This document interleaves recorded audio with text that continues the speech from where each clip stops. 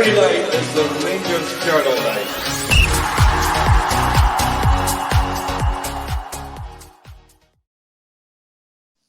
Good morning, good afternoon, or good evening whenever you are watching this. My name is Doug and you're watching the Rangers Journal Lowdown on our upcoming opposition tomorrow of Ross County in the Scottish Premiership.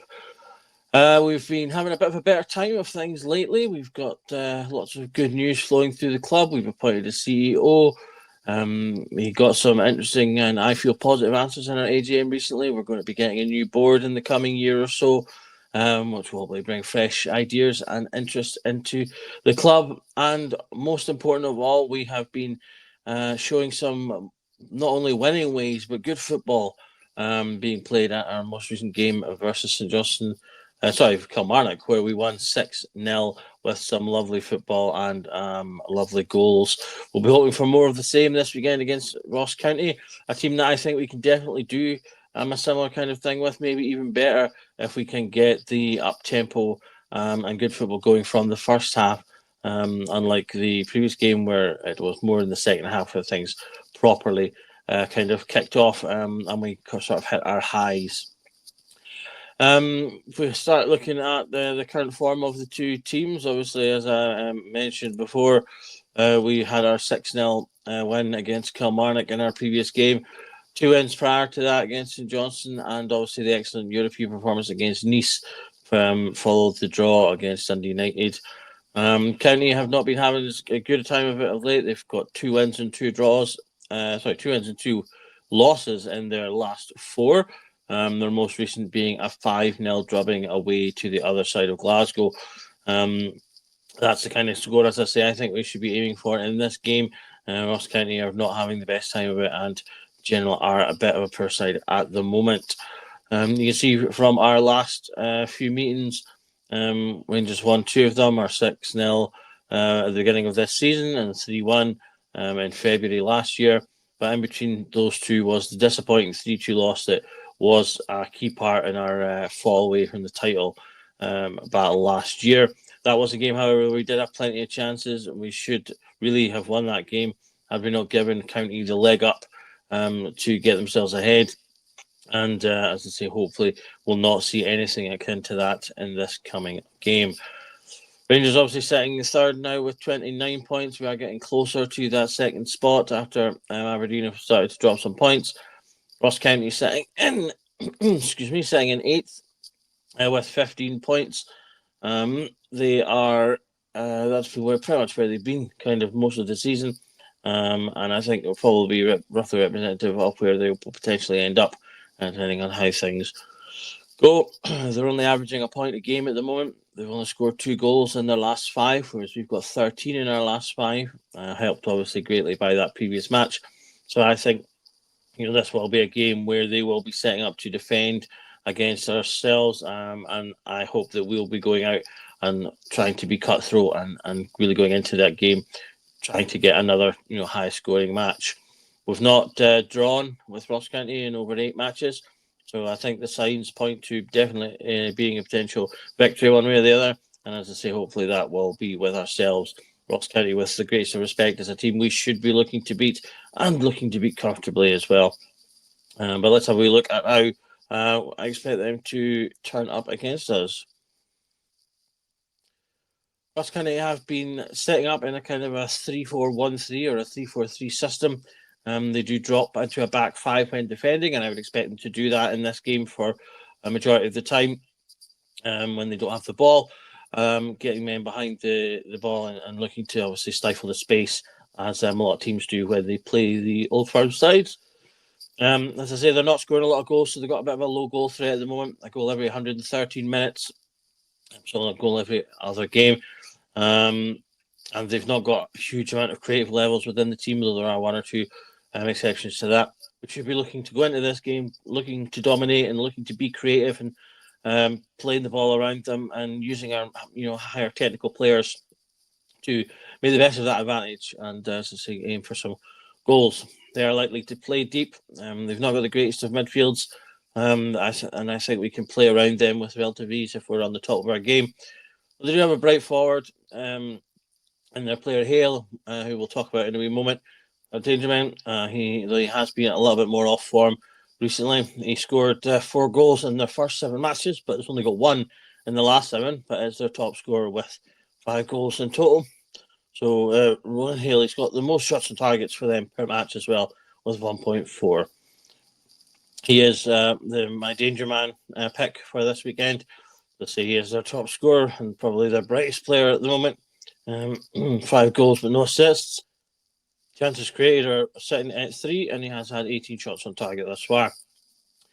His passing accuracy is one of the better in the team, although not the greatest, about 77%. And he has 16 successful dribbles thus far. Also highlighted here Noah Chilvers as well. He's probably their brightest of their midfield players, their most creative player, and the one that will probably be the fulcrum in terms of them trying to get the ball forward. They will generally tend to carry the ball forward rather than pass it, as their passing stats are not the greatest. He only has 1 assist, but he has created 11 chances, 17 successful dribbles there, and as you can see, a slightly lower pass accuracy of 1%. But if we were to pick out people that I think are going to be the ones to keep an eye on for them, it's probably those 2, as they may be able to form the creative partnership that could get County something if they were to catch us on the break. So in terms of the Rangers side, I would like to think that we'll play a similar team to what we played against Kilmarnock. Obviously, they played so well that I think they've earned their places on the pitch.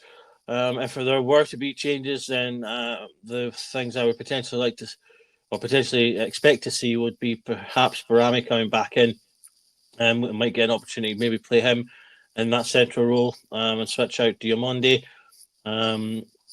Give Barami the chance to show what he can do within that combination with Igaman, Cherney, and Danilo, with Hadji supporting behind. He may choose to bring Barron back in, potentially for Raskin, although Raskin has been playing so well, that would potentially be harsh. And I would expect to see Balogun continue proper, maybe more likely to play in the European game, as he does suit those matches much better. So we maybe see him come back in then, but even then, I'm not sure. But as I say, I would expect most players to maintain the positions as they played well, and there's no need to change them if we can build up a bit of momentum.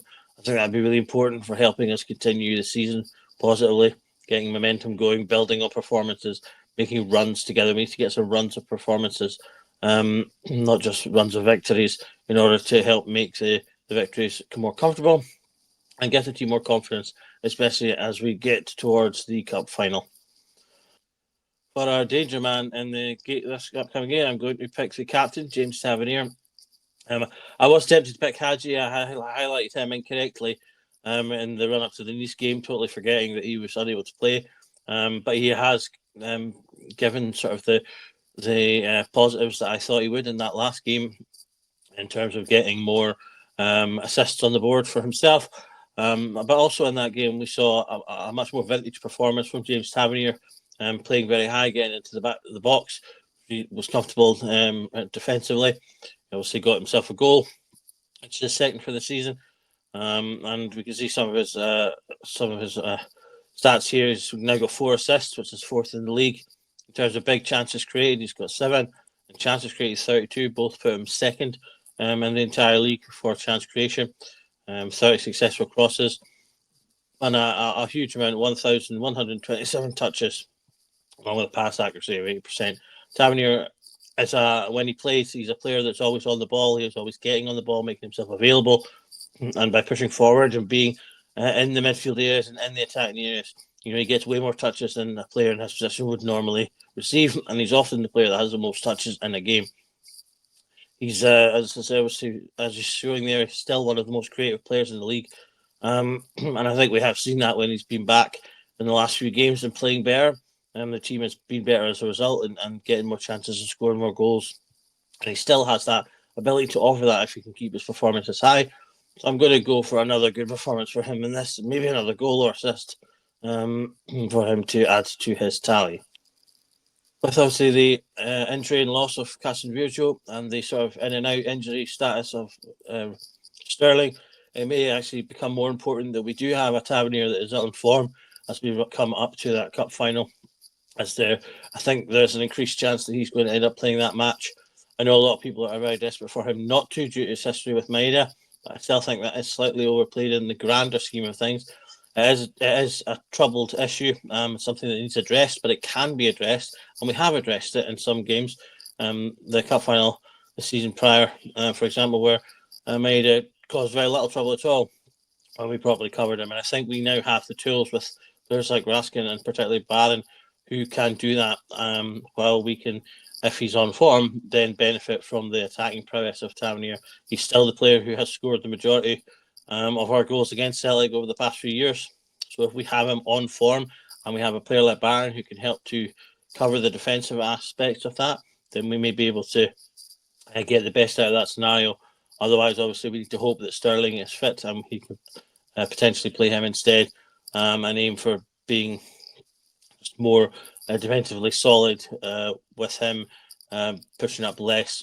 Although he does like to attack himself when he can, the manager can perhaps just tell him to keep an eye on Maida and keep that back. But as I say, we're talking about mostly the Ross County game, and I think that Tavernier can have a big impact on that match, and as I say, potentially add to his goal and assist tally in a game that I think we will likely see a reasonable amount of goals in. So although I think we're going into a game that we can expect to see goals, as I say, Ross County will probably approach this defensively. They're at home. They'll try and get the draw, I think. But I think we have the ability, the confidence, hopefully, coming off that previous match, to give them, as I say, a good run out and get a few more goals on the table. It'll build the confidence going into some big games, such as the Tottenham match and obviously the cup final. And that's something I think that we need to be doing, getting that confidence going, getting a run of games with goals on the table so that the players can go into those matches with confidence. We've done really well in Europe in terms of setting ourselves up for these two big games against the English teams, where we can, I think, go into them and more enjoy them without having to worry about desperately needing points. And we've set ourselves up perfectly that even if those games don't go the way that we want, we've got that last game where we can get another potential 3 points on the board, and I think that's going to see us through. In terms of this match, as I say, I'm expecting a high-scoring game. I'm going to predict 4-0 for Rangers. Another hopefully good display with some good football. I'd like to see Barami, if he plays, get himself a goal, build his confidence a little bit more. So I think he's kind of slipped away a little bit in the last couple of weeks. I expect Czerny to be involved with either a goal or assist or both. He's been arguably our top player this season. The way he's grown into the season after a couple of sticky performances. And as I say, it wouldn't surprise me if we see Tavernier weighing with something, and either Danilo and or Ekman as well. He may, of course, potentially play Dessers. I hope not. But if he does, there's every chance that Dessers gets on the scoreline after a few chances. So another good victory, another good performance predicted, and hopefully that's what we'll get. I hope you enjoy the game on Sunday, and I will speak to you again in the next coming Lowdown. And just remember, my name is Doug, and you've been watching the Rangers Journal, and every night is Rangers Journal night.